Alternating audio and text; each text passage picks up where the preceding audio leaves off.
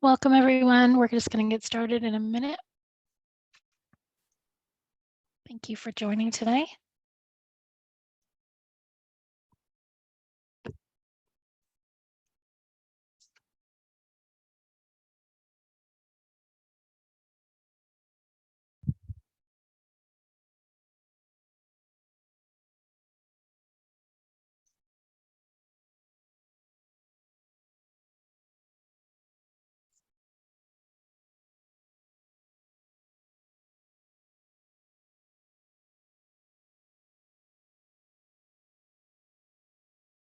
Thanks, everyone, for joining. We'll just get started in 30 seconds or so.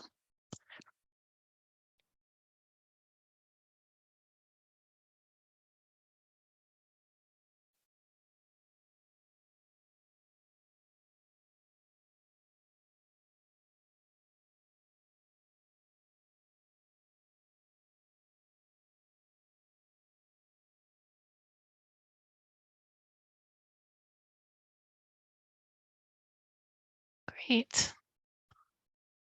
Well, everyone is very timely, so I think I don't want to be respectful of everyone's time for those of you who are on time. So let's get started. Thank you so much, everyone, for joining us today. My name is Kate White with ARIP. We're one of the technical assistance providers supporting the Estelano Advisors team of technical assistance providers. You'll hear from a number of us in a moment. This is the Transformative Climate Communities Implementation Grant Workshop for the next round of the implementation grants for TCC. So welcome. Great to have you, and we'll get started.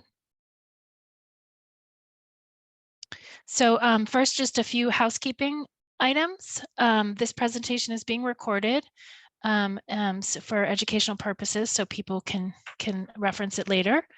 Appreciate everybody. I think we're finally learning 3 years into the pandemic about mute and unmute, but appreciate you being muted when others are speaking, and then remember to unmute yourself if you're going to jump in with a question.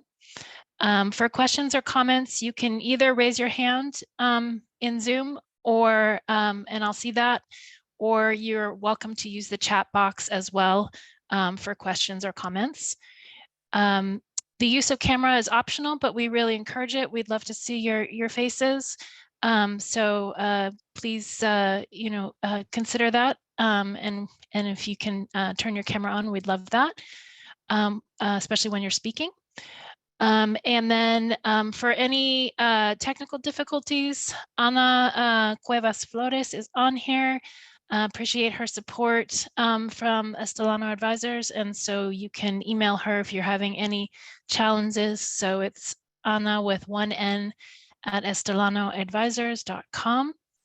The recording, the handouts, the resources will all be available after the session. So if you miss something, don't worry about it. You'll be able to reference it later. And then finally, we will be sending out a survey afterwards. It's really important for us to continuously improve how we're providing technical assistance, how we are helping communities out with this program. So we really appreciate your feedback. So please look out for that survey, and also about next steps with the grant program. So here's our agenda. We've blocked out a couple hours. We may not need all that time, but we'll see if we can get done in maybe about 90 minutes or so. We'll do some welcome and introductions in a moment. And then I'm going to provide an overview of the TCC program writ large, and then some of the TCC elements.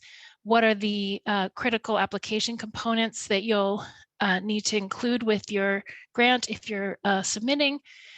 Some information about the technical assistance that we provide. And then I'm really appreciative that we have two previous grantees that are on the line today from City of Ontario and City of Stockton. And they are going to be sharing their stories at the end here, and their 6 little secrets of success, hopefully, about their application and also their program, how it's evolving over the last couple of years since they were awarded. And then you will have a chance to speak with each of them. It's up to you which breakout you want to go to. Listen to the stories, and whichever one is most relevant to you and your community, you can join that breakout group. So there'll be one for the City of Ontario and one of City of Stockton. And you'll be able to choose which breakout and ask some more specific questions, follow-up questions.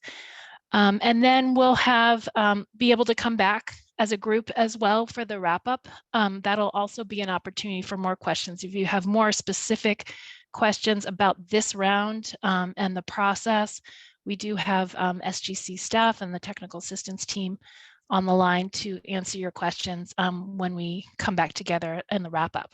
So that's our plan for the session here. And so I'm really happy to do welcome and introductions. I would like the SGC staff and then any of the technical assistance team to personally introduce themselves. And then we have a lot of attendees on the line, which is great. It would take too long to go around for everybody.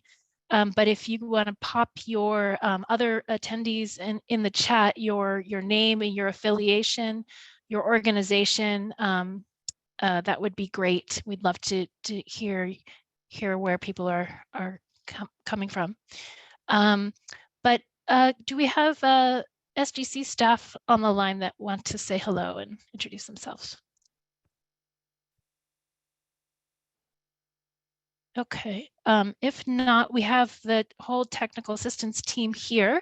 So Estelano Advisors has been heading up the technical assistance team since the beginning.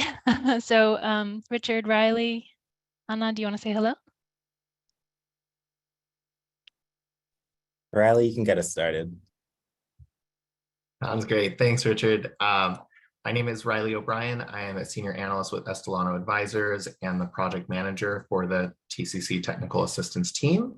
I am in this role, have been in this role since the beginning of last year in the round 4 application cycle, while my colleague Richard has been involved since round 1. So I'll pass it over to Richard to introduce himself.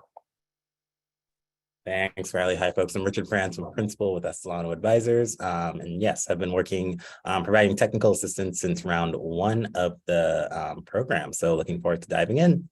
And with that, I will pass it off to Anna. Thanks, Richard. Hello, everyone. My name is Ana Cuevas Flores, and I am an associate with Estelano Advisors and have been providing technical assistance support since round 4. So looking forward to providing more support for this upcoming round. Great. Thank you, Estelano Advisors. A couple of my colleagues from Arab are on the line. Juan Felipe, do you want to introduce yourself, and Gabby? Sure thing. Thank you, Kate. Hello, everyone. My name is Juan Torres. I'm a transportation planner with Arup, and I've been involved in the technical assistance since round 4 now, so almost a year here supporting. So very nice to meet you all. Gabby, do you want to go ahead? Yes. Hi, my name is Gabriella. I'm also a transport analyst at Arab and also been providing technical assistance since round 4. Great. And I'll just go open it up. I'm not sure if we have anyone from CivicWell, but Arab and CivicWell are kind of the lead TA providers, and then we have this great bench of experts as well. So if there's anyone from CivicWell, they can jump in, or Enterprise. Hi, I don't mind saying hi and going video for a second. Kayla McDonald and Sina worked with TCC since round 1 as well. So looking forward to working with you all. And I'm from CivicWell. Great, thanks, Kayla. And then Enterprise has been key with especially the housing piece. They're really leading the way on affordable housing technical assistance. So do we have a rep from Enterprise?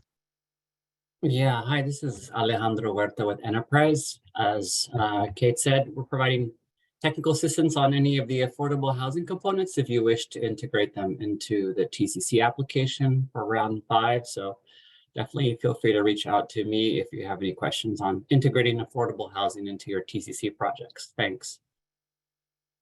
Thank you, Alejandro. And I think, Kevin, are you representing CDRG, I believe? Hi, good afternoon. Kevin Roden from Community Development Resource Group, CDRG. We're the greenhouse gas advisors for every applicant since round 1. I see a lot of familiar names on the presentation, so nice to see everybody again.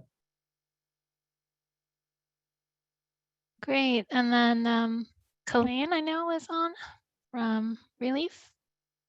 Hey everybody, thanks for the invitation to be here. My name is Colleen Ravden. I'm here with California Relief, providing assistance on the urban greening and forestry components if applicants are interested in pursuing one of those strategies. Great, thank you. Am I missing any other technical assistance providers? Okay, great. So you can see we've got really a great bench of folks here, and appreciate everybody being on the call as well to answer questions as we move forward today and into the future with applicants. I think everybody heard me, but I appreciate everyone popping their name and affiliation and in the chat. So it's great to see the range of representatives across California. So thank you for joining. And if you haven't put your name and organization in the chat, you're welcome to do that. We'd love to see who's here. Okay. So let's get into it. Introduction to the TCC program. So I'm just really honored to be here. I formerly was with the state of California when we set up this program at the Strategic Growth Council. So it's just wonderful to be back as a technical assistance provider. I love the TCC program. I think it's just so inspiring. It's really visionary, and it's really focusing on building healthy, thriving, and resilient communities for all across California. The Strategic Growth Council is a cross-agency entity. I sat on it from the transportation side, but there's all different sectors that sit on the council, all different agencies. And the mission of the council is to coordinate and really collaborate with public agencies across the state and with communities, stakeholders to achieve sustainability, equity, and economic prosperity and quality of life for all Californians. So I think it's a very visionary organization, and very proud of this program as it's evolved. So what are the objectives? What is the purpose of the program, the Transformational Climate Communities Program? So it's really has three main objectives, and I believe these are even in statute. And so when it was established, so really expanding economic opportunity and shared prosperity, that's really number one. It's focused on the most disadvantaged communities in California. So how do we uplift opportunity and prosperity, especially for historically harmed communities? Secondly, improving public health and environmental benefits, addressing environmental injustices through this program, and improving public health outcomes. And then, of course, the money comes from our cap and trade program in California. So everything needs to be focused on reducing greenhouse gas emissions. There was a couple of weeks ago a webinar, which you should be able to find on the SGC website on the planning grants. And so we're not focusing on those today, but just by way of summary, the planning grant applications are for up to $300,000 per grant. We're really looking for community-led, self-determined projects and planning activities to help you prepare for the larger implementation grants that we're focused on talking about today. Those planning grants are 2-year terms. And so today we're focused on the implementation grants, and these are the larger. This year in the next round, we have up to 4 statewide funding for 4 $35 million grants. And these are neighborhood level proposals. We're looking for multiple coordinated projects. We'll get into those. And these are 5 to 6 year grants. Welcome everybody again. I appreciate you jumping in with your intros in the chat. So who is eligible to apply for the TCC implementation grants? This is a list of eligible applicant types. You can see community-based organizations, CBOs, local governments, nonprofits.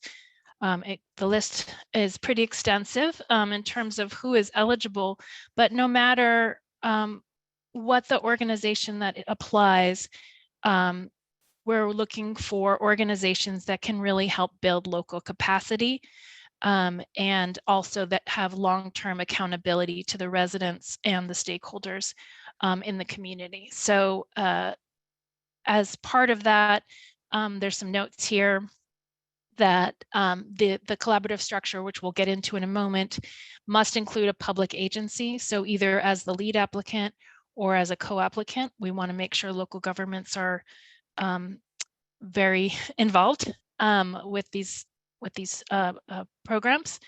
And secondly, non-recognized tribes that are tribally chartered organizations or 501c3 nonprofits are eligible applicants as well. So the TCC implementation grant. So before I get into some of the details of the grant program, I do want to just say that nothing replaces actually reading the guidelines, which I have right here printed out. The draft guidelines are available on the SGC website already. Please do take a look at them. They do change a bit from year to year, so there are some changes.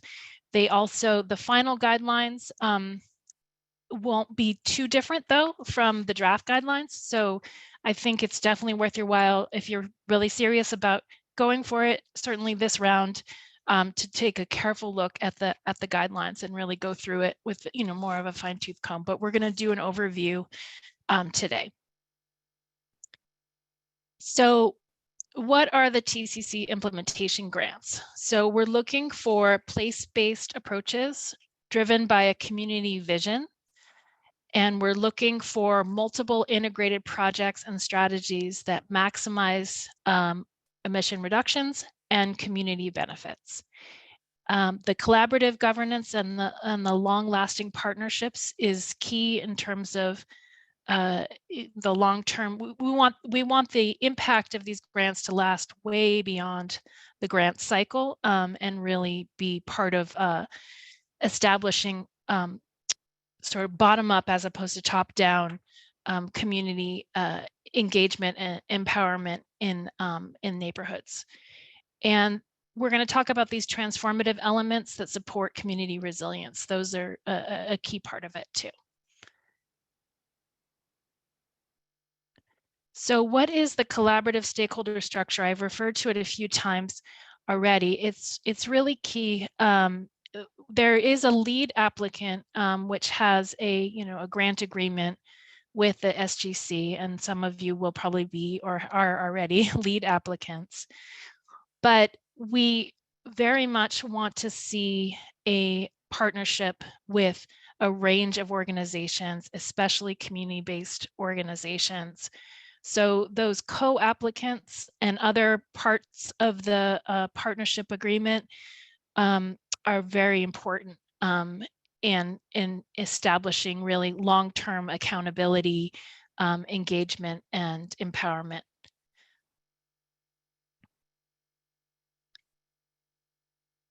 Okay, the implementation grant structure. So the overall program objectives I called out already, the 3 greenhouse gas reductions, public health, environmental benefits, and economic opportunity, share prosperity. Those are the overall TCC program objectives. So taking those into consideration, first thing you would do is to come up with a vision statement. And we'll get into what that vision statement should include. Under the vision statement, there's a series of strategies that you will select that really advance the program objectives and advance the vision. And then under each of the strategies, there's specific projects that advance those strategies. So this is the general structure of what we're looking for in the grants and your program of projects, and how those specific projects really lead up to this larger whole and larger objectives. In addition, I mentioned the transformative elements. We're going to go through each of these, but these are 6 components that must be included with your grant application.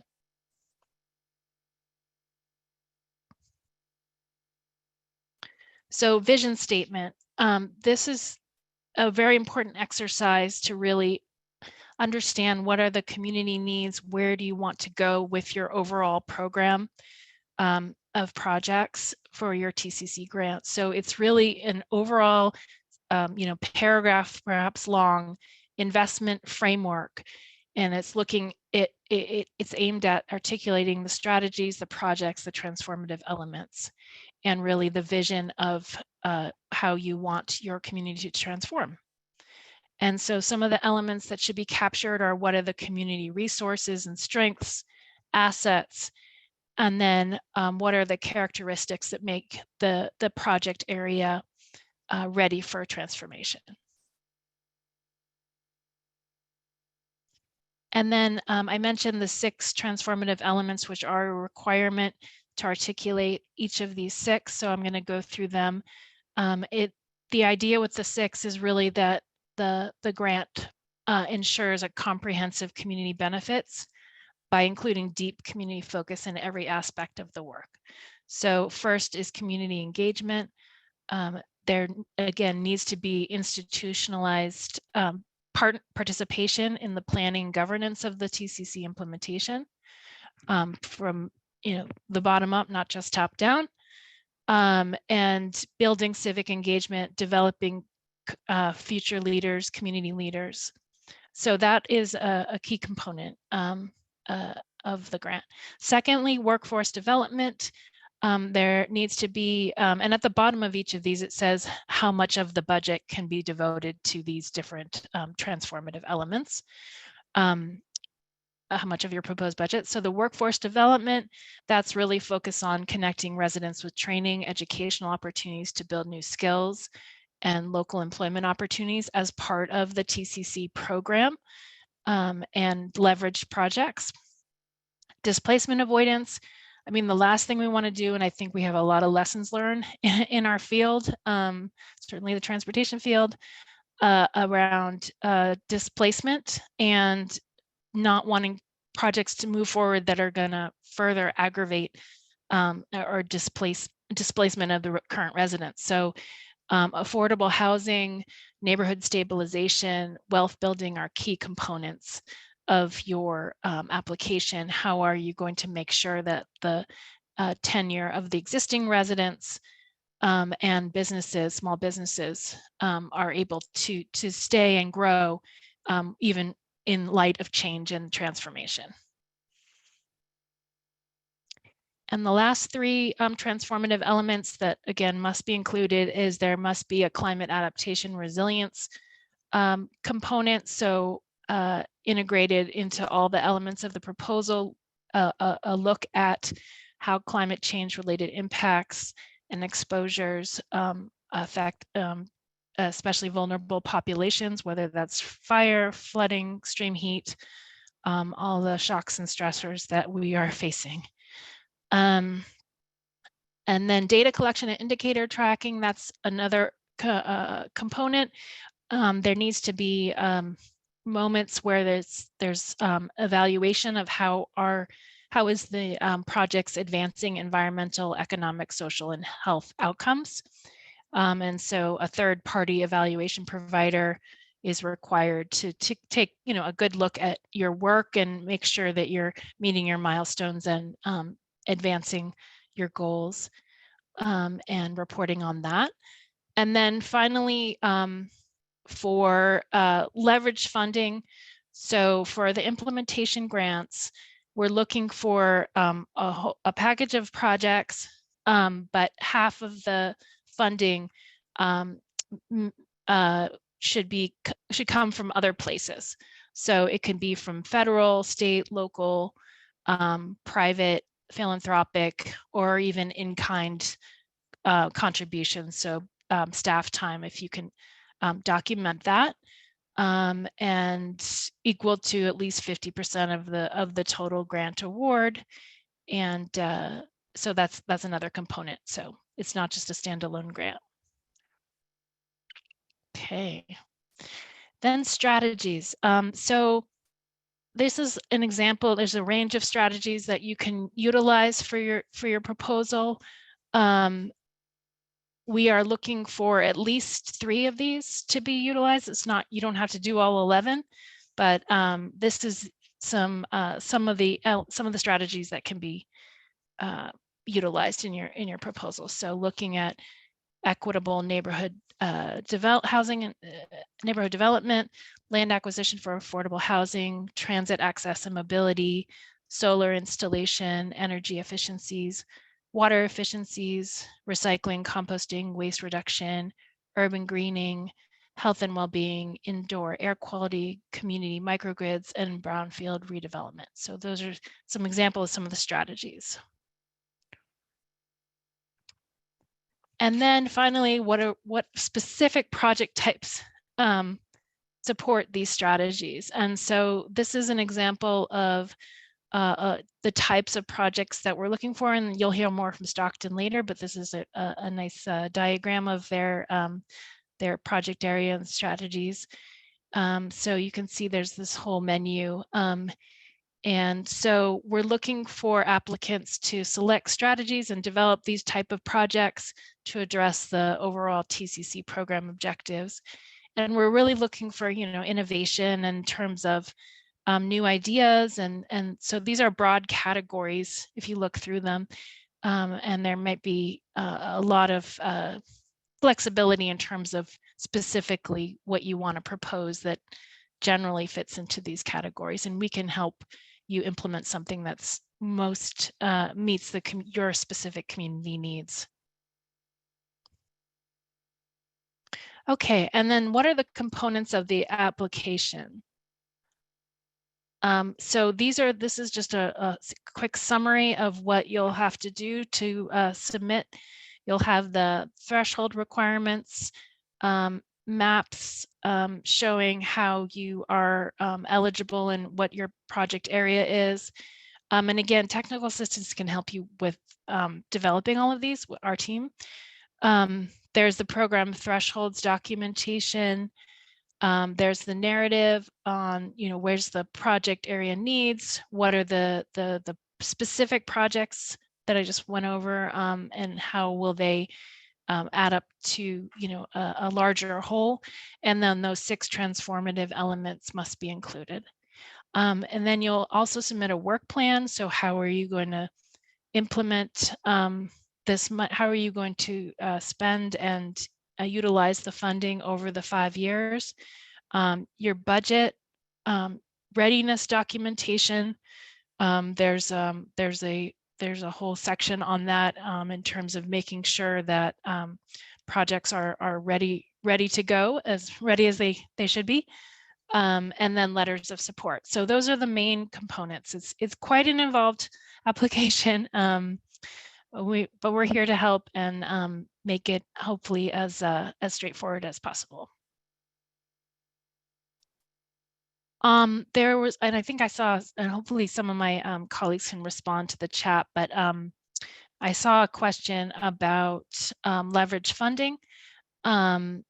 So that funding, that 50% leverage funding requirement can come from a variety of sources. So it can be, but they must be committed in the area. So in the specific neighborhood where you're applying for,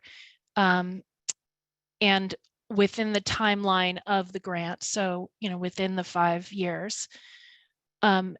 the leverage funding is expected to actually be appropriated. And then it should be integrated into the projects and strategies of your overall program of projects. So, and it should be incorporated into the community vision. So make sure that whatever leverage funding that you're counting is consistent with and supportive of the overall community vision for your application. So we're not looking for, pre-existing standalone investments that aren't integrated. Okay, and then what will you be scored on? And I know this from being on the SGC side of it. Sometimes it comes down to just a few points. There's so many, such strong proposals.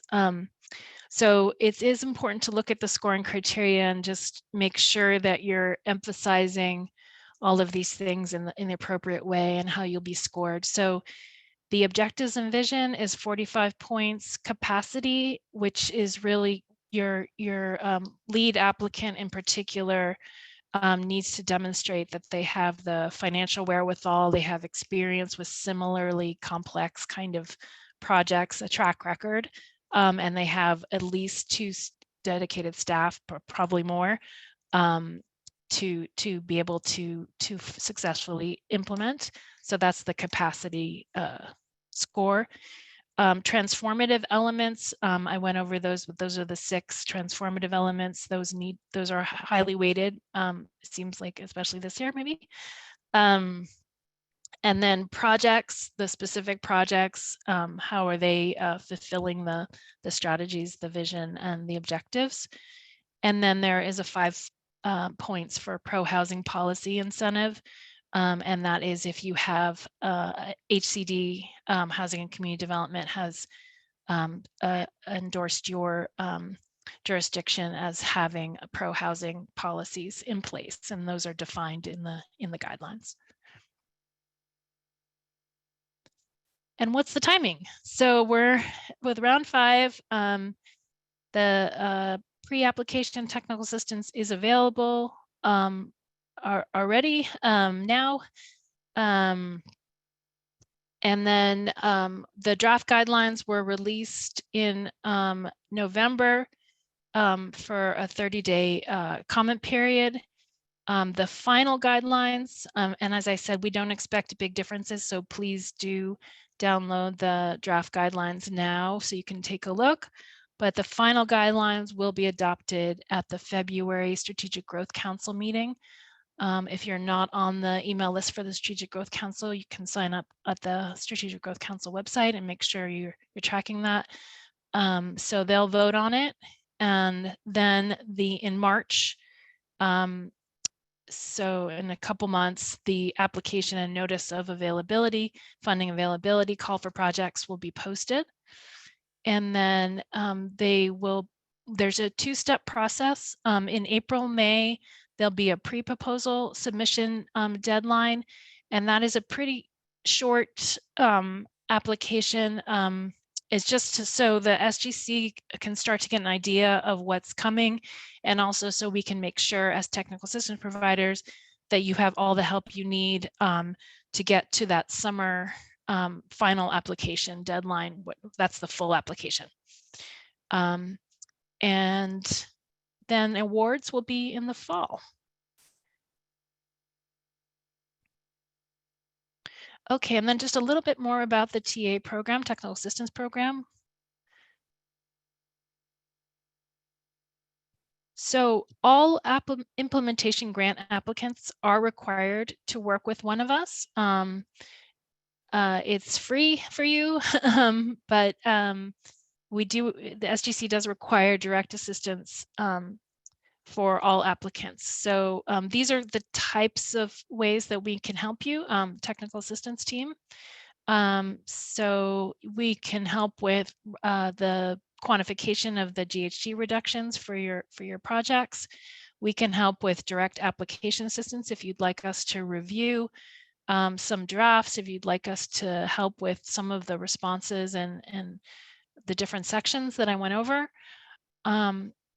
We can help with your financial analysis and your budget development. We can help with identifying your very specific project area, you know, which 5 square miles or less are you talking about? And the integration of the projects in that project area and some of the cost estimating. We can help you with seeing how ready your projects are for prime time for this grant. And then we can help you with mapping. So all of those types of help are available. Great. So this is the fun part. Thank you for listening to me for the last 36 minutes or so. We're going to hear from the grantees. We have 2 grantees that thank you very much for joining us. You're going to hear from each of them. And then again, if you missed the beginning, I said you're going to choose which breakout, who you want to hear more from, and also ask more detailed questions of. So we have had 11 grantees over the last 4 years across California for the TCC grants. You can see the range of from round 1 through 4 here. Today, we are going to hear from the City of Stockton and the City of Ontario. And again, then you'll get to choose who you want to hear more from. You'll choose your breakout. So I think I will turn it over to Grant and Peter. Peter? Great. Thank you, Kate. Good afternoon, everybody. My name is Peter Pavlison. I'm with the City of Ontario. I have served as the grant manager for Ontario Together in the TCC grant program since 2018, right at the tail end, just before we executed our grant in March of 2019. So been through it pretty much the whole way through. We have a little bit ways left to go. But we'll get into that later on in my presentation when I start sharing some more of our project updates. Next slide, please. So Ontario Together, People, Places, Prosperity. This is our TCC program name and little catchphrase. And this is a high-level overview of what our program consists of for TCC. At top, you have a little overview. I know it's small. But our end goal and vision when we were putting together our application and our entire TCC grant program was that in challenging epistemic ideas of disadvantaged communities, this program will foster a thriving, resilient community built to succeed in California's green economy. So this is kind of the framework of how we built our TCC program during the application period. Kate went over what strategies and goals there are, and some of these you can see on the screen are reflective of those. So our big thing was GHG reduction, health, including not just healthy air, but healthy food, safe and active transportation, as well as safe and affordable housing. And then our final goal was prosperity, and a huge component, transformative element, workforce development being one of those pieces. We wanted to make sure that workforce development wasn't just its standalone transformative plan within the program, but it was something that was integrated, into all of our projects and programs. So definitely something to consider when you're building out and looking at your scope for your program. Consider how the transformative elements all interlink and have synergies with your individual projects and programs.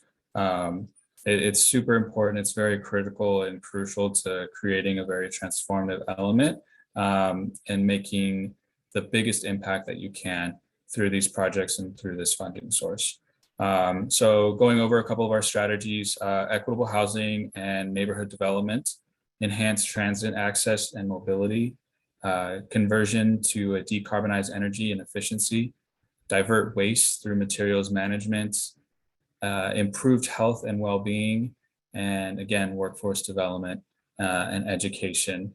So we have an array of projects from ASIC, LC Top, Live Whip, Organics, ATP, urban forestry, and I'll delve into those once we get towards what our actual projects and where we're at. But this is a high-level overview that we put together to showcase what Ontario is going to be. Next, please. Again, just another little graphic that we wanted to put out and share to help support and get the word out about what Ontario Together is. Of course, we were a round one grantee. This is when this program came out, not a lot of people knew about it. And so we wanted to help spread the word about the great work that we're going to be doing through the $33+ million that we were fortunate enough to receive from the state. So community engagement, another, probably one of the most, if not the most quintessential aspect, I think, of any TCC grant program is to make sure that there is a strong basis and foundation for community engagement. Everything from day one of starting your application to from doing community outreach, building out your stakeholders and governance structure through project and program implementation, and having that strong community engagement plan in place with a partner who can successfully execute it, get out, boots on the ground to the community, and helps share the word of some of the programs, projects, and resources that are coming to the project area through TCC. You can see here in the middle, housing was a really big component for us. I mean, we took just shy of $15 million out of our $33 million to put towards what we called our flagship project for TCC, which was the development of 101 affordable housing units here within our project area. Those were completed and has been such a huge success. But you'll notice that that total down there is 176. That is because the additional 75 units were leverage projects that were a part of our displacement avoidance plan. But 176 units within 2 years coming online within a 5 square mile project area was very huge for us. We were really proud of that. In years past, it had taken us years and years and years just to get one project in the city of Ontario for affordable housing. So we knew when we saw TCC, we wanted to make sure that we continue that fight and help solve the state's housing crisis. So every unit counts. And then as you see, other projects that we wanted to highlight, active transportation, ATP, we have over 5 new miles of bike lanes coming through TCC. We have expansion service and reducing headways by 30 minutes through our low carbon transportation opportunities program. And then organics and the green component of urban canopy, developing an organics recycling system, basically a composting farm, a pilot composting farm within our community, using a grassroots organization that's already embedded in the community to help some of that waste diversion and educate the community residents as well as businesses on the importance of waste diversion and composting as a whole. And then, of course, GHG, reduction, the biggest thing that you can do to help fight that, right, is a tree canopy. We talk about it all the time. Everybody knows that trees are the life that breathes into our universe. And so we knew it was crucial to have a really robust urban canopy program. So we dedicated funding to plant over 365 trees within our project area. Next slide, please. Collaborative stakeholder structure. I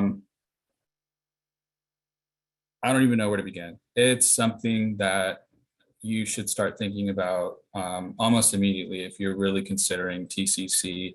Yes, the projects are important and figuring out that scope, but the most important part is understanding, do you have a strong backing and strong relationships with existing CBOs, other local governments or jurisdictions within your region that can help come in and support these programs and projects. So really start thinking about that early on as something that is really mission critical.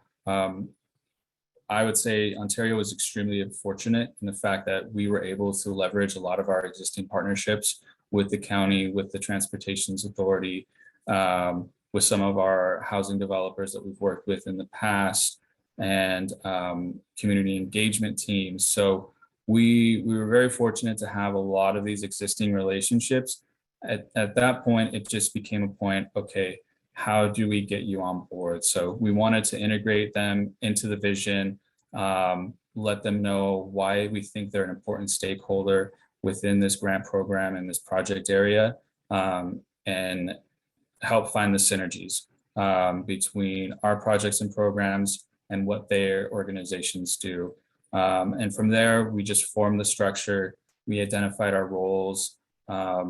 We created a trustee board that meets quarterly, and everyone plays a part, and they know the importance and what we're trying to do in Ontario through the TCC is very critical. And it touches everyone's organization in one way or the other. So everyone understands the benefits of the program and why they're here. And I think getting that vision and, you know, setting those expectations early on with your partners is really critical to make sure that they're thoroughly involved and that they're fully committed to working with you over the next 5 years, 6, 7, 8, if you count all the application, planning, even performance period after the grant. They're in it for the long haul. And, you know, as Kate was mentioning earlier, TCC is really about building these relationships within the community, not just building up the trust with your residents and with your business communities in the project area, but also building your relationships with your partners and your stakeholders. I can't tell you the amount of relationships that have formed that would have not have formed if it weren't for TCC.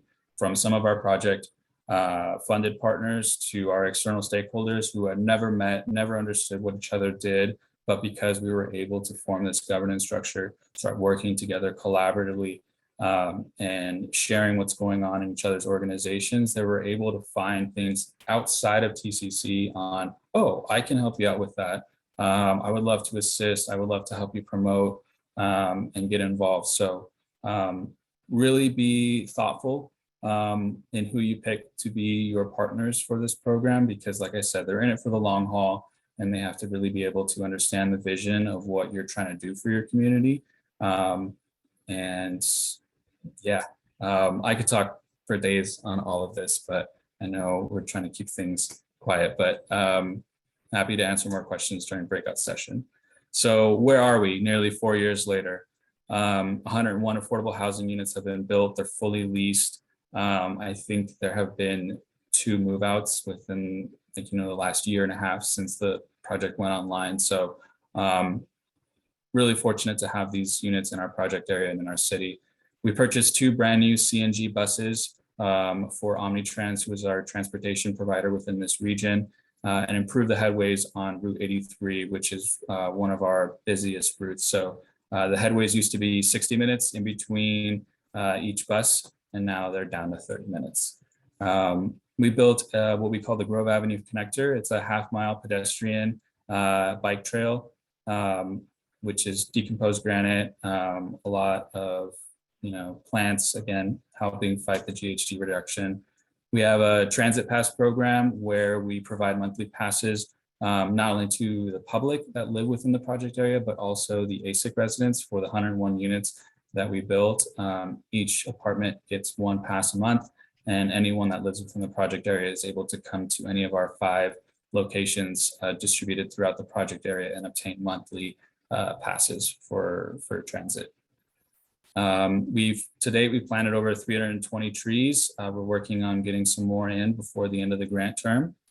We've installed over 350 kilowatts of solar PV in multifamily developments, including the brand new affordable housing, which is a net zero energy development. So a huge win when it comes to the green industry, and as well as a single family side. So we're helping low income households and homeowners within the project area who may want to move to solar. So far, we've installed 38 homes. We have 6 more slated to be installed this month. So we're a little behind schedule on that, but we're going to get there before the end of the year. We have to hit 100, so we're working on it. And then we created a permanent workforce development satellite office. We partnered with our friends over at the county, San Bernardino County Workforce Development Department. And in the heart of our project area in downtown Ontario, we built out a satellite office for them. And to date, that full-time staff member has assisted over 1,700 of our residents. Next slide, please. So what's left? Enhanced pedestrian crossings. We're going to improve safety at 5 very high traffic intersections, including putting in traffic calming measures, as well as the in-road beacons, lighting flashing beacons to alert when a pedestrian is going to be walking through that high traffic intersection. We have 8 new bus shelters that we're going to be installing, along with variable messaging signs to keep travelers up to date on everything going on public transportation related, as well as route times.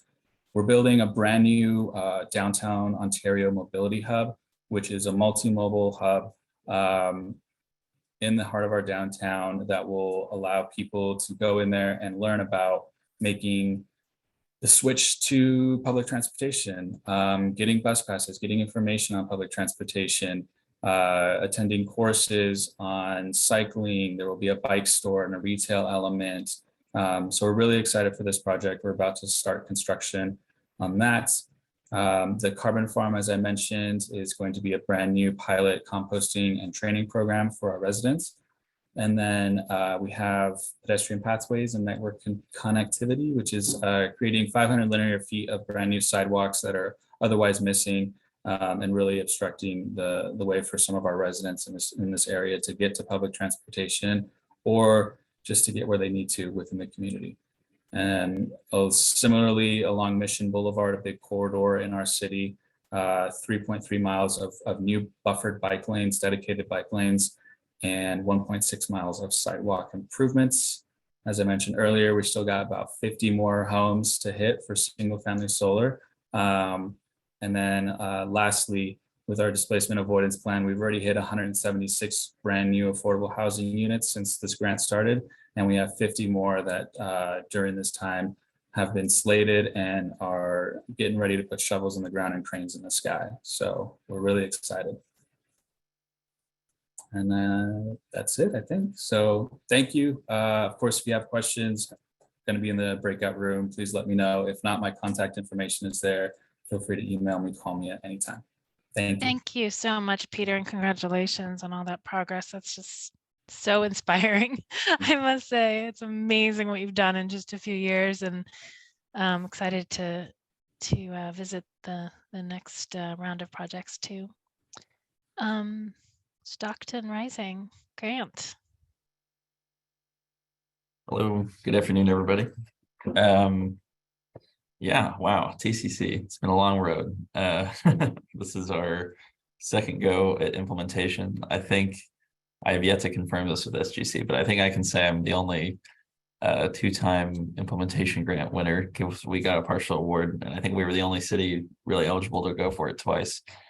So we had the lovely experience of doing the entire application all over again back in June. So definitely tons of lessons learned, having been able to submit it prior. That was super helpful as we went into round 4. So yeah, I'll try to share kind of some of those thoughts and ideas today. Yeah, I think on this first slide, yeah, just kind of orienting you to the city of Stockton and city of Rising, or sorry, not city, Stockton Rising. You'll have to excuse me, I'm from SoCal, so I'll refer to the border on the west as the 5 and the eastern border is the 99. But you can see essentially going straight through on the western third is the 5 freeway.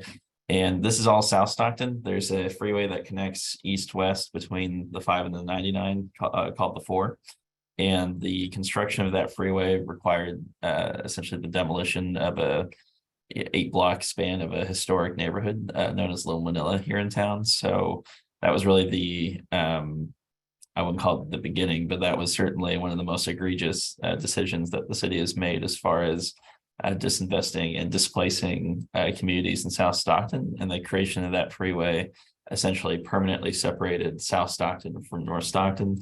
There's actually a street a little further up, Harding Way, that's sort of even more so a dividing line, but that freeway and the demolition of those historic, neighborhoods was really, a very sort of final move on the city's part as far as, segregating the city into different areas. And it's no surprise that South Stockton, after that freeway was built, became the home of basically the entire industrial hub of the city, thereby receiving all the negative side effects of poor air quality, water quality, all sorts of issues that have arisen environmentally because of the fact that they were all co-located next to huge industries. You can see the waterway comes in there on that map. There's actually the Port of Stockton, which is one of the largest emitters in the entire county due to the sort of heavy traffic that they have there.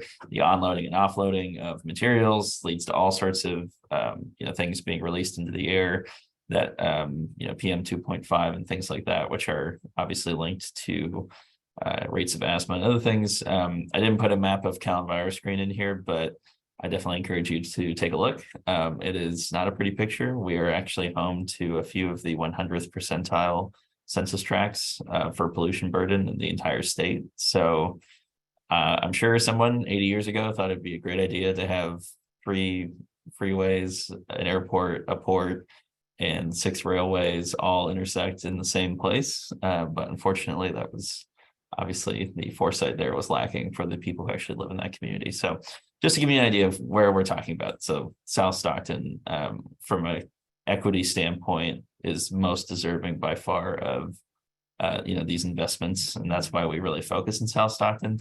Obviously, there are challenges across the entire city for the environment that we're interested in pursuing. But needless to say, when we were told it could only be a 5 square mile area, we knew exactly, where we were going to put that area in South Stockton. So you can see our lovely gerrymandered project area.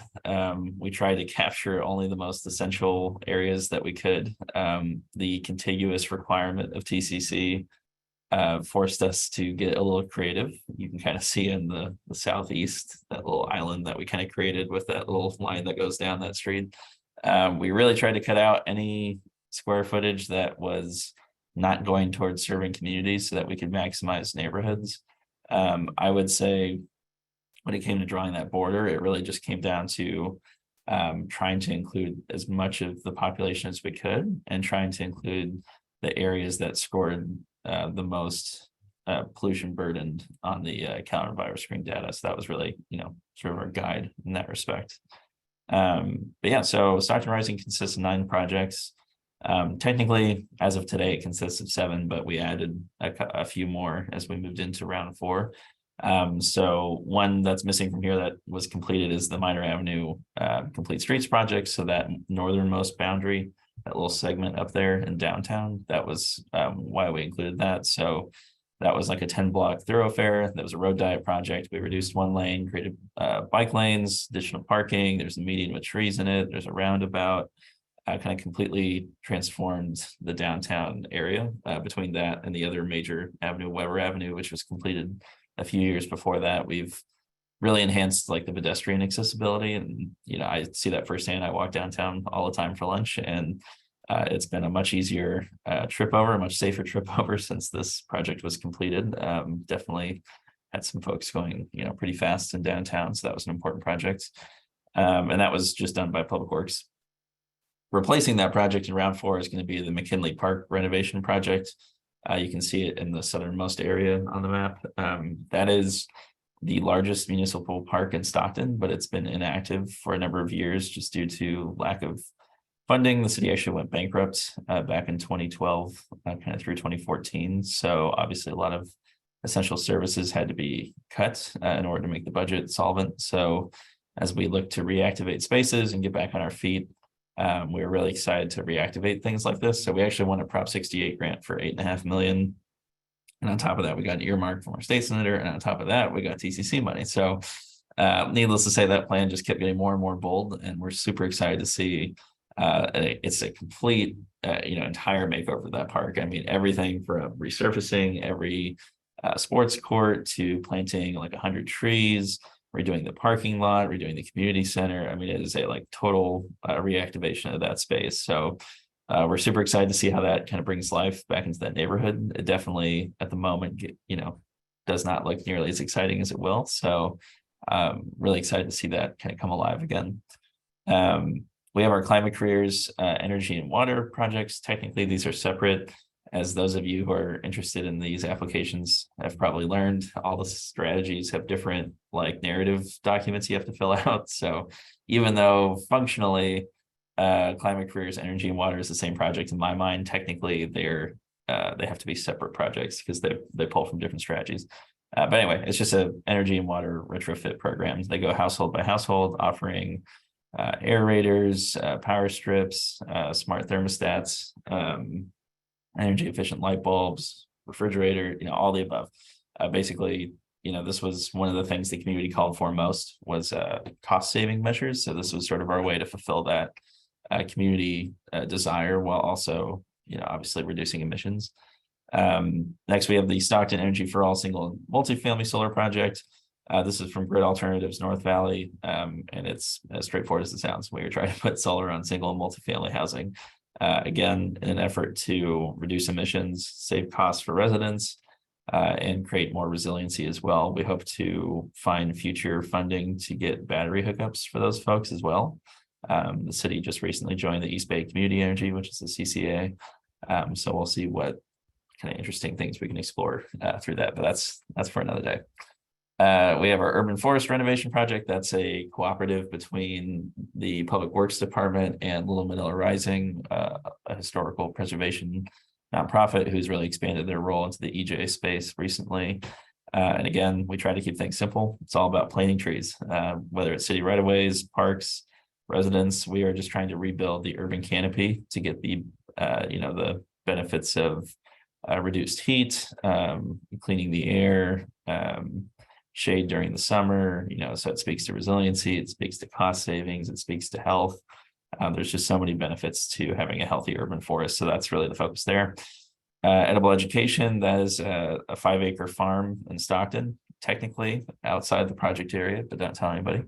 And they actually distribute organic produce to families within the project area and follow that up with online cooking classes to teach folks about healthy lifestyles. So we really have had to move toward a resiliency framework in Stockton, right? This isn't just about prevention. This is about how do we deal with what we know is going to be a problem for decades for people, like in the immediate sense.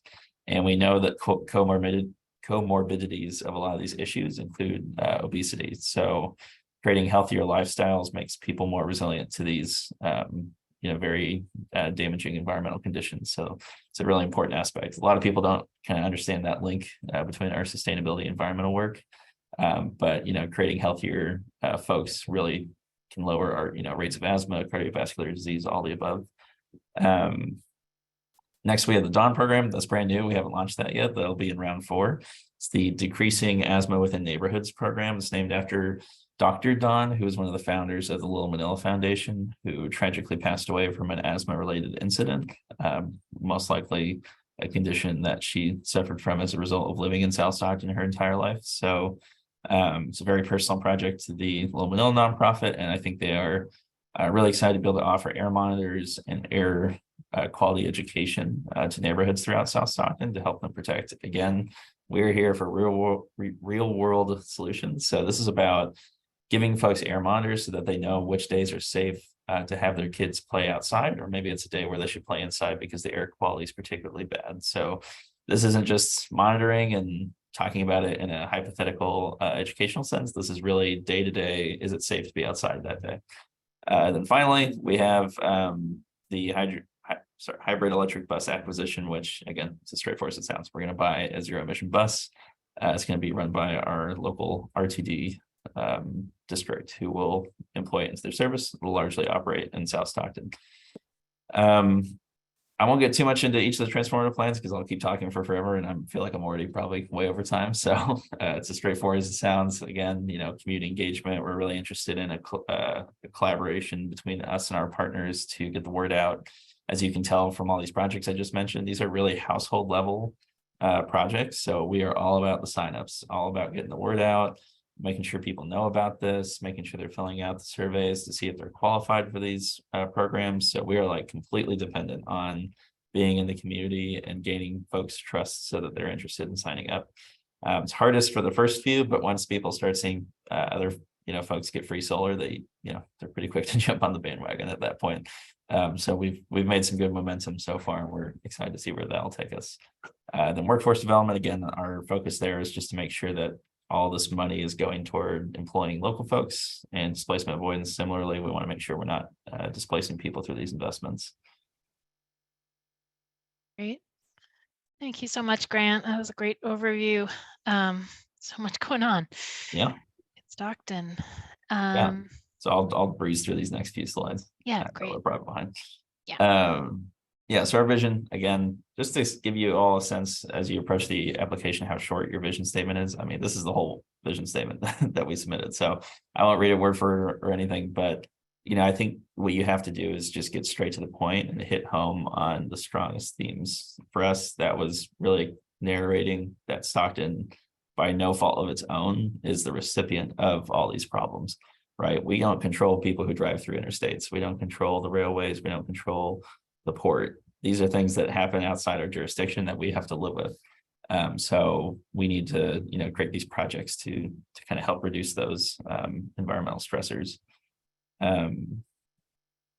Yeah, so I'll just leave it up. So as far as advice on the application itself, I figured I'd try to, share some knowledge that helped us. It really helped me as a city lead. We did not have a lot of trust between our partners when I first got here, that is for sure, for good reason, as I started with, right? I mean, we built a freeway through their neighborhood. We've located industrial sections right next to where they live.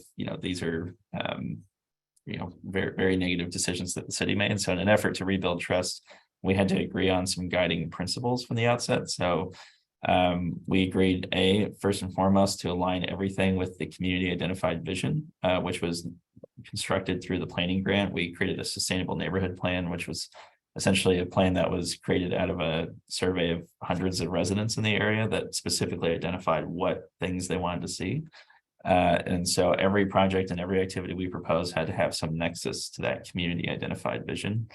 Number two, administrative costs had to be kept at an absolute minimum, not to exceed 10%. I think in round 3, we only had like 6%. So we kept it very, very brief. And then finally, that transformative plan should be funded to the maximum allowable amount. From the point categories, I would hope everyone already wants to do that. As you can see, it's a huge bucket of points that you are going after. And clearly the state is really interested in seeing folks utilize those transformative elements to the maximum. So, and I think you'll find that you need more than the cap anyway. So it was not hard for us to find 10%, 8% for community engagement, 5% for workforce. If anything, it was a struggle. Finally, just sort of forging your proposal. This is an image we came back to a lot in the early days. I tried to describe this as just sort of funneling how we get to what we want to do. So again, you start with that sustainable neighborhood. What is the community saying they want? And then you just filter that through all the other, like the things outside of our control. So I don't decide what is allowable and disallowable for TCC, nor do I decide what our partners are like capable of doing. So those are just constraints that naturally narrow what we could possibly do. And that kind of helped us arrive at a much shorter list of possibilities that we could then sort of pursue, like implementation of and development of those projects. Our partnership structure, I completely agree with Peter. This is something you're going to want to think about early on. Thankfully, our kind of collaborative adopted principles from the outset that just ended up being our partnership agreement, which is essentially we would only move forward in a consensus-based fashion. We would not move forward until we essentially had full agreement on things, and that system seemed to work for us. We had a very flexible group of partners, not a lot of board approval required, so that allowed us to be pretty nimble. But we really focused on this idea of sort of a main group that all had to agree, and then we would break out into separate subgroups that would focus on different areas. So we had workforce, community engagement, and sort of the bulk of our projects, and each group was sort of responsible for coming up with solutions for problems as they arose and bring them back to the full group. And if anyone had any issues, we would do some immediate follow-up and come back to the group with more proposals until we could all agree on something. And then finally, that community coalition. Obviously, that was a post application era thing. And the idea there was just to make sure that we had frequent touch points with the community on the decisions that we're making to make sure we're actually, staying connected and true to that community vision that they outlined for us. Yeah, so finally, implementation to date, hard to believe it's been 2 years. Obviously, outreach to the community has been incredibly difficult, especially in the COVID era. Fun fact, we submitted round 3 application March 6th, 2020. So slightly prophetic as far as what came next. Then we ended up getting a partial award and had, a whole bunch of other stuff. So communication obviously is a struggle. We kept thinking, oh, this pandemic will pass soon and we'll get back to normal. And that never quite happened. So that obviously made things really difficult. Hard to reach communities are already hard to reach without a global pandemic. You put that on top and it's, nearly impossible to do door-to-door outreach, which is what's needed. So that was by far our biggest challenge. The TCC programmatic restrictions, I highly encourage you, if you are going to partner with folks, to sit down with them and read through those specific requirements very, very carefully. A lot of partners, that we had, oh yeah, we can do this, it'll be fine, we got that right. And then come time for grant agreement, well, I didn't realize the special requirement applied to us. I'm like, well, what do you mean? It's in the grant guidelines right here. It says you can't do, X, Y, and Z, or it says right here, like pre-dwelling cost is only, $1,200. Like, oh, well, we didn't realize that. I'm like, oh my God. So we had a lot of, in the post-award phase, a lot of realizations coming to light that should have been settled a long time ago. So, very, they're pretty clear. I'll hand it to SGC. It wasn't their fault whatsoever. They are right there, right in front of you. But it's just a matter of making sure all the nonprofits and folks that you work with have really carefully reviewed those and realized that those apply to them and their project, while you kind of create that proposal. And then finally, our successes, we completed Meyer Avenue. We have over 215 homes that we served with those retrofits, over 21 single family homes with solar and 2 multifamily installations. We've given out over 3,000 community supported agriculture boxes to the community, over 160 trees planted. And there's a longer list, but the text kept getting smaller, so I didn't want to make it too hard to read. But it's been a great adventure, and I'm excited to see where we'll go with 4 additional years and $24,165,510 more dollars. But who's counting? Yeah. Great. Thank you so much, Grant. Appreciate it. Thank you, Peter. Just wonderful to hear your stories and challenges and how you've overcome some of them. So we're going to do breakouts now. I mentioned this at the beginning, but you have an opportunity. Hopefully you enjoyed the stories from Peter and Grant, and you can choose which who you want to hear more from for the next 15 minutes. So from now till 2:30, we'll have breakouts. You'll see a pop-up on your screen, and you can choose which one you want to go to if you want to hear more about Ontario and hear from Peter, or more from Stockton, Grant, and then you can let's see. Yeah, you can choose which room. You should be able to choose which room you want to go to, and then we'll come back together as a group and you can ask some more questions. And we do have SGC staff on the line as well. Thank you again, Grant and Peter, for your leading those breakouts and answering a bunch of detailed questions. Hopefully the Stockton one went well too. I was in the Ontario one. And so we do have Jesse that's joined us from Strategic Growth Council as well. Would you like to say hello, Jesse? We did intros at the beginning.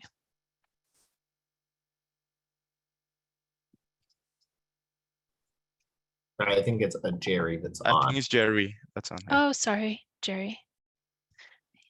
Go ahead, Jerry. It's okay. We have a Jess on the team, and I was like, Jess made the call. All right. Hello, everybody. My name is Jerry Rivera. I'm with the Strategic Growth Council. I was in the Stockton room answering a couple questions that came in, but here as a support piece if there are any SGC specific questions. So feel free to drop them in the chat if you feel comfortable that way, or just come on mic. Great. I think maybe I'll run through the next steps just because we'll probably start losing people pretty soon. And then I would like to open up to questions. So people have asked in the chat, how do I apply for technical assistance? We have a pretty short intake survey, and the link is here. We'll also put the link directly in the chat. And please, if you are, no matter where you are in your process, we'd love to hear from you. And if you could take that survey, and then we get a little idea of what you're thinking at this point with the program, and what kind of technical assistance you might need. And then please feel free to reach out to us. Riley from Estelano Advisors is on the line, and here's his address, riley@estelanoadvisors.com.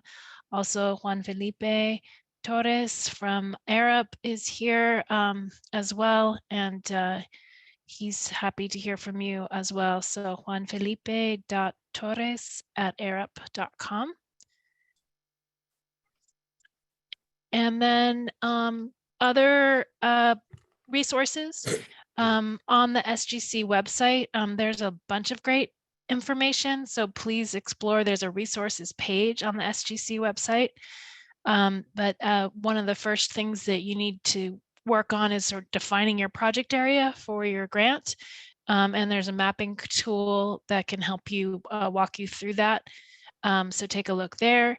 You heard a lot about partners from all of us today. And so, think about not only, who's going to be the lead applicant and some of the co-applicants, but also some of the important partners that need to be part of your partnership agreement, including counties for unincorporated areas, and then tribes for some of the rural areas. And then, starting to identify strategies and projects. I think starting again with the vision statement is key, so that any project that you end up implementing supports that vision, and make sure that it reduces or prevents GHG emissions. So thank you. And then the overall questions can be addressed to tcc@sgc.ca.gov, but we'll also, I think we can take down the screen and just answer some more questions too. We have a little more time. So welcome to pop anything in the chat, or just take yourself off mute as well, and we'll do our best to be able to answer any questions. Hi, I'm off mute. My name is Wendell Wesley Jr. I like to go by JR. And I was trying to look at the best batting order I could possibly have to get my project completed, where it would even be considered to look at. I did really see that the importance of the 50% local grant, local leverage. That would be people that would help fund your project. Is that correct? Correct. Is there somebody on the TA team that could talk a little bit more about the leveraged funding?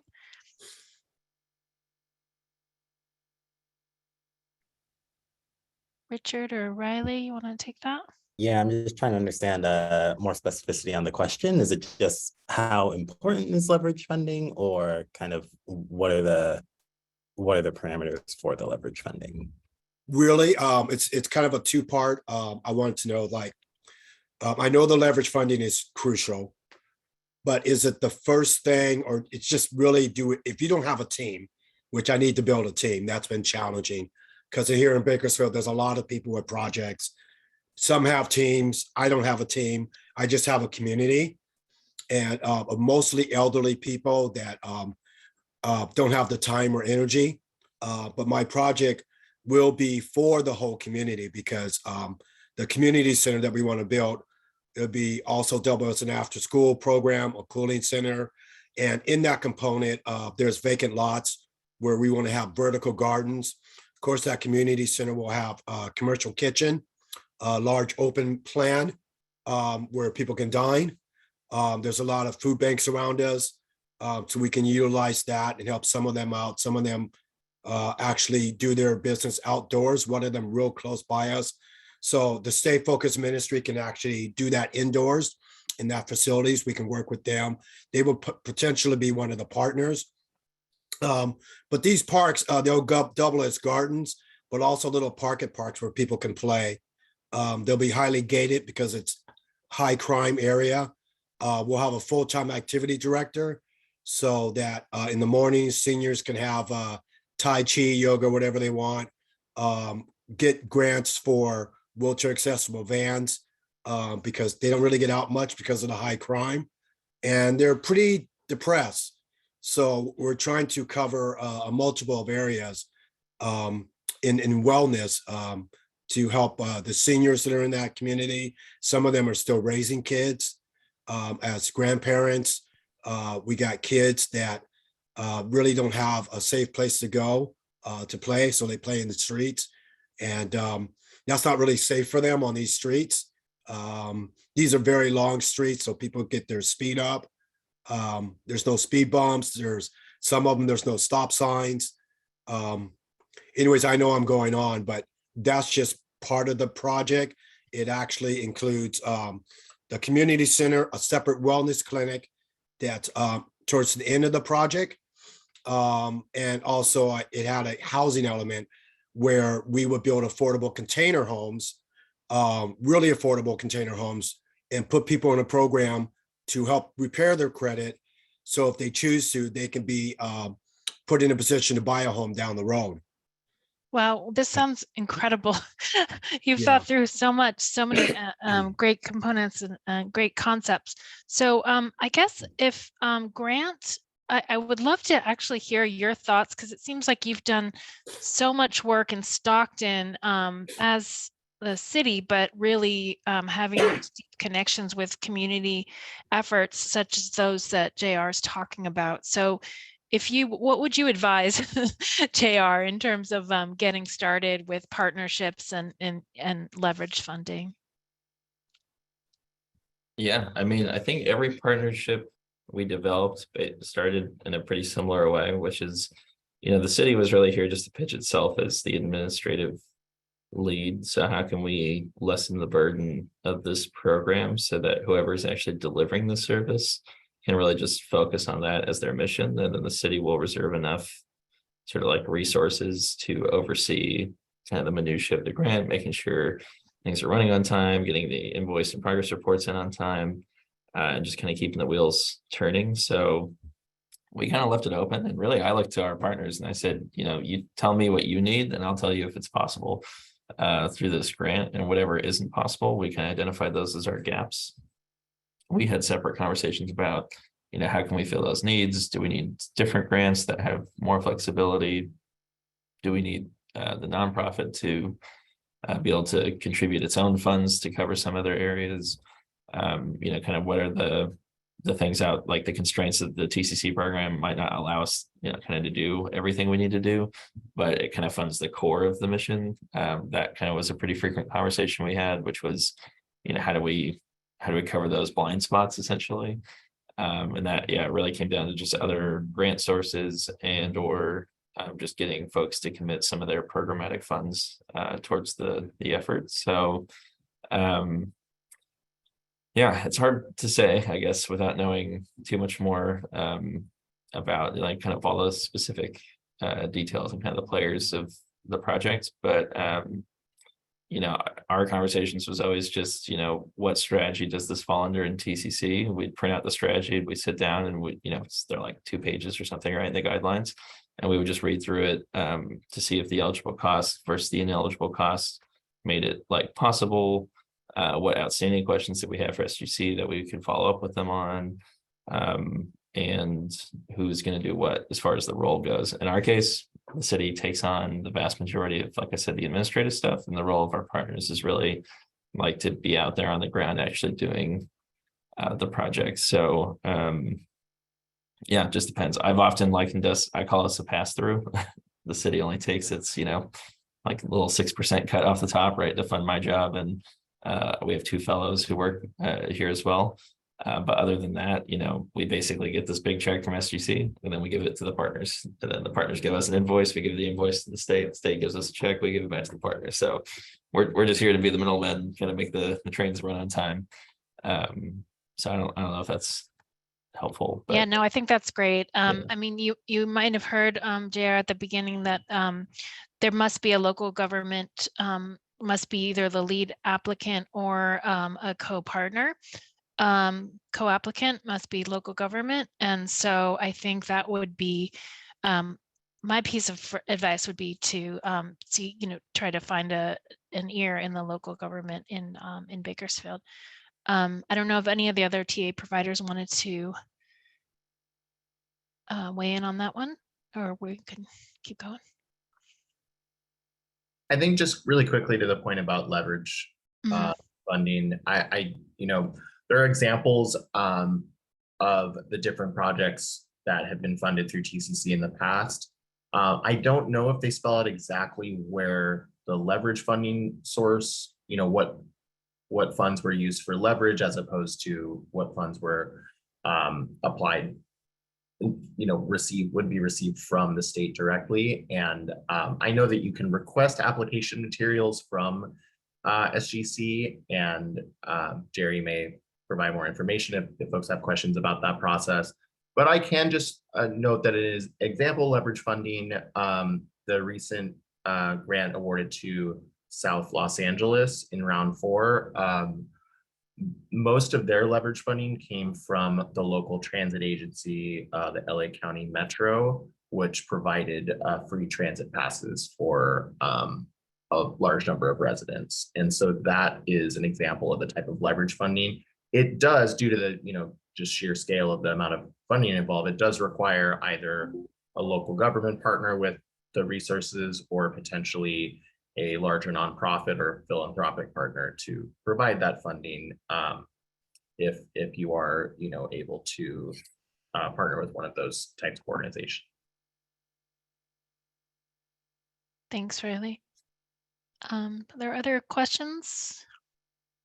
I will just second what Riley mentioned. Yeah, and folks can request to see previous applications. We dropped our email in the chat, the TCC. I'll put it in here again for folks to have. But yeah, we can certainly make that available on request. Okay. Anyone else? You can just take yourself off mute, or you can raise your hand in the Zoom.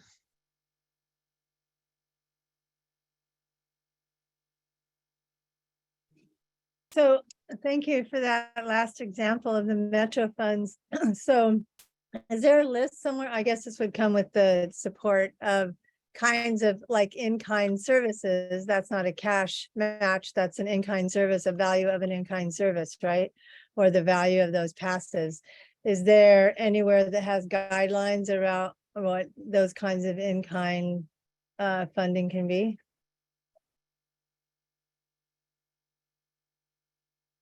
There's general language in the guidelines that talk to goods, in-kind goods and services, but it's very general. We're noting here, I'm reading straight off the document right now, such as staff time, allocated to TCC project plans or grant administration, provision of meals, transportation, childcare, and community events is the list that we have outlined. Thank you.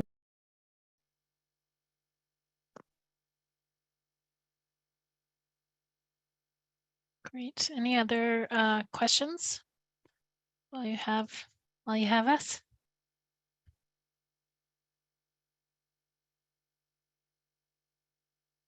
I think everyone's just too excited to get started on these. Great. We'll see.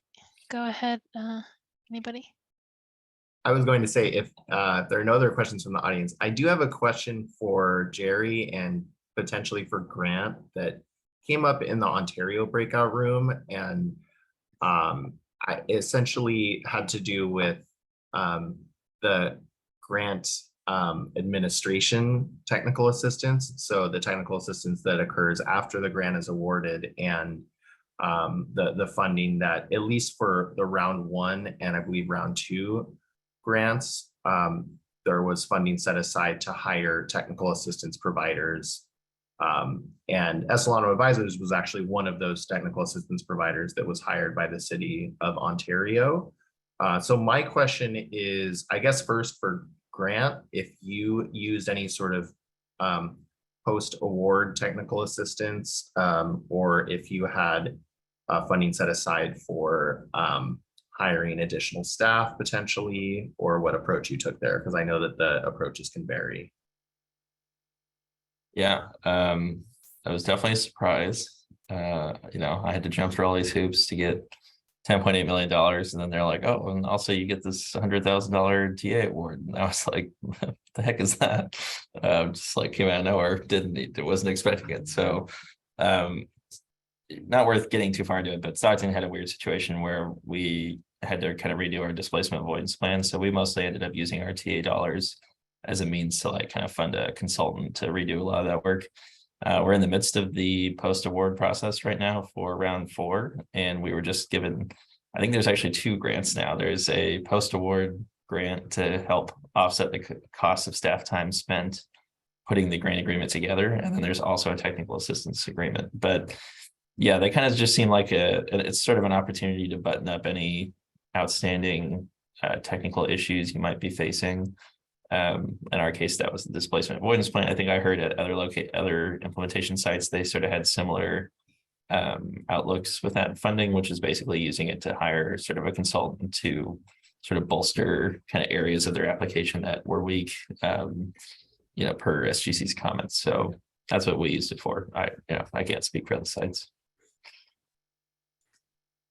Yeah, that's right, Grant. Thanks for that example. Yeah, that implementation TA that we call it, are funds that are essentially that, right? Are awarded early on with the hope that it'll help kind of launch the awardee in the right direction early on. Another example of the work for Pacoima, round 2 Pacoima, they hired a consultant to work on their communication strategy. And they built out a, amongst other admin tools that were created. One of the big ones that sticks out is kind of like a toolkit, a communication toolkit, and then ways to kind of work amongst the partners. So yeah, that implementation TA is essentially set up and identified with SGC and the grantee to see, where we could fill some gaps. But the general goal is to, again, help assure that this thing launches and it starts off with on the right foot. Is that helpful, Riley? Definitely answered my question, and yeah, I'm curious if others in the audience have follow-up questions. And just to reiterate, our firm Estelano Advisors, we were hired by the City of Ontario in partnership with the state, separately from our usual role and ongoing role as the application technical assistance provider. So we're unfortunately not guaranteed to be able to support you throughout your whole grant term or to help launch your grant.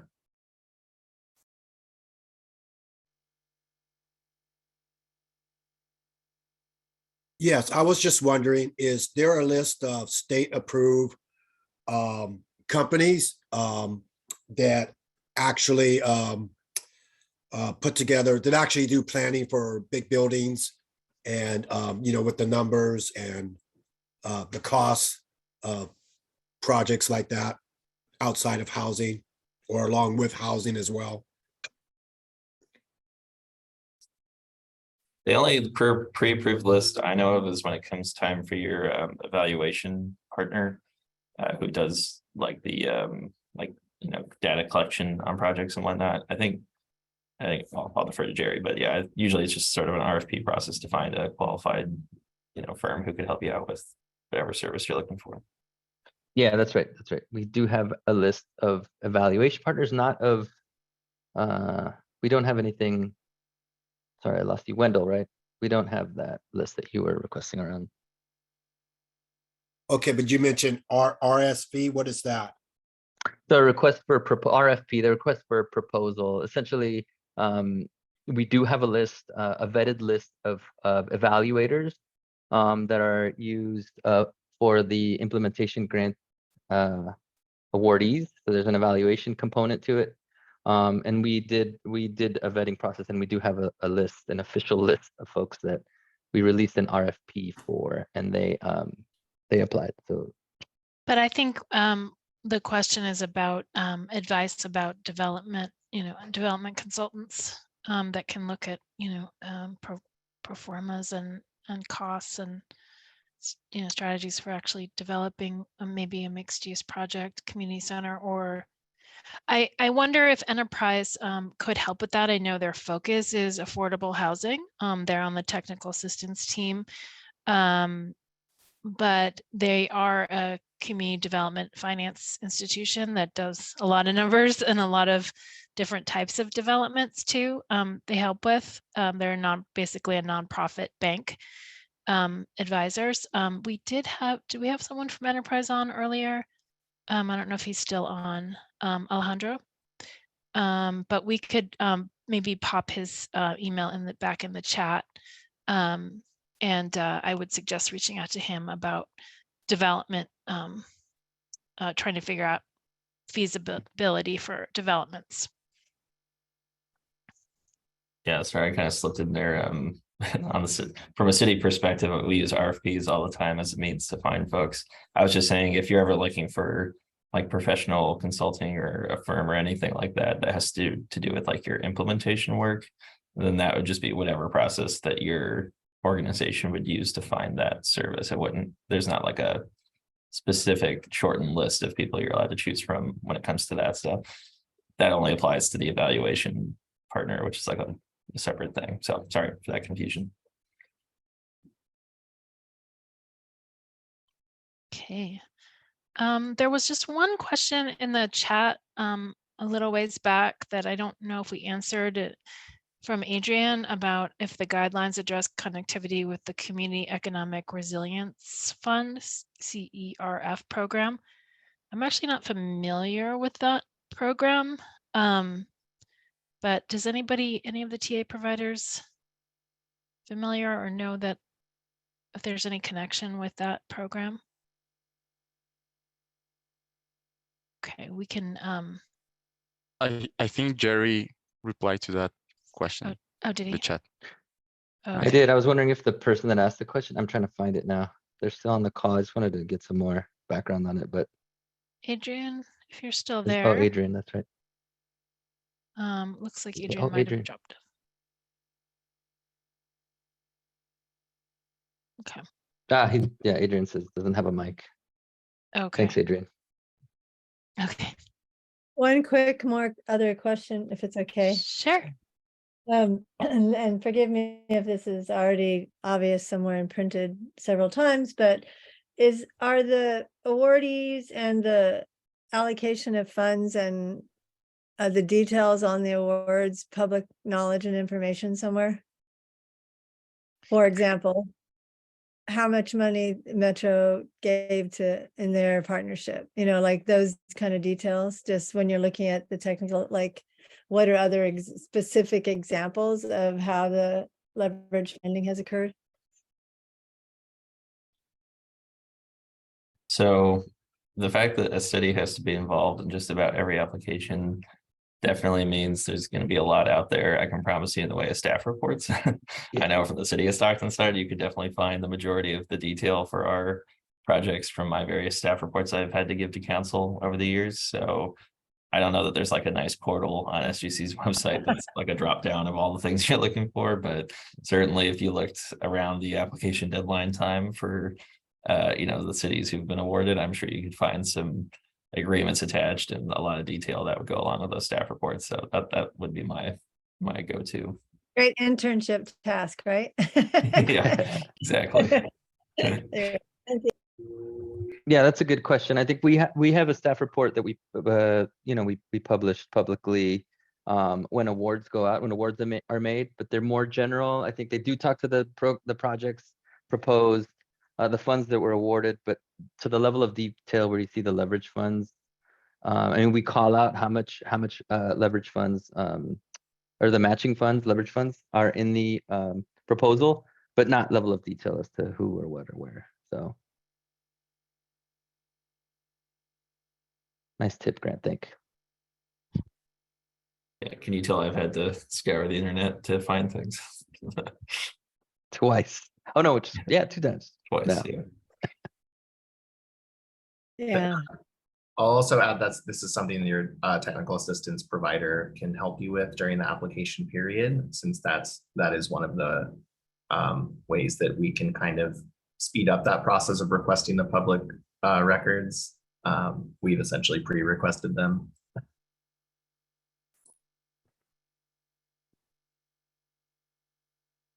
Great. We might be able to squeeze in one more quick question before the top of the hour. If anybody wants to jump in. Otherwise, I just want to thank SGC and all the TA providers for being on here today and answering questions, and thank all of you for your interest, and we are here to help. And please, if you're serious about this in any way, or even just thinking about it, please do fill out the intake form, and we will know to get back to you, and get a sense of the technical assistance you might need for this round or the next round. Thank you so much, and have a good rest of your afternoon. And thank you for joining.